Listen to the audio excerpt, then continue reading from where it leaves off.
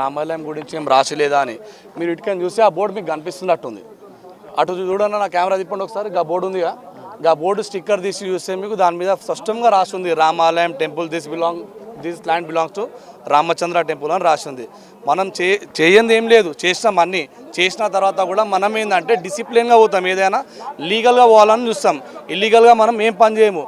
వీలేందంటే మనకు చెప్పంది చేయండి, జస్ట్ మాకు ఆర్డర్ వచ్చింది అనేసి డైరెక్ట్గా వచ్చి పాతేయడం జరిగింది. ఇవన్నీ ఇది చాలా బాధాకరంగా ఉంది మాకు. ఇంకోటి ఏంటంటే వీళ్ళు చెప్పింది 1832లో మహారాజా రంజిత్ సింగ్ గారు వీళ్ళని హైదరాబాద్కు పంపించడం జరిగింది నిజాం రిక్వెస్ట్ మీద.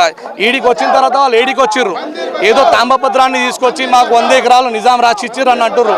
ఆ తాంబపత్రం ఇప్పుడుదేనా ఎప్పుడు అనేది మనం ఎట్లా తెలియాలి? అది ఇంకోటి 100 ఎకరాలు రాసిస్తే ఎక్కడ రాసిచ్చిర్రు?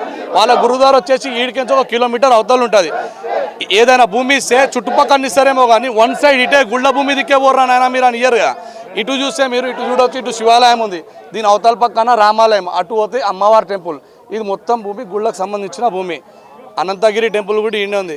కాబట్టి దయచేసి ప్రభుత్వం వెంటనే దీని మీద చర్యలు తీసుకోవాలని కోరుకుంటున్నాం.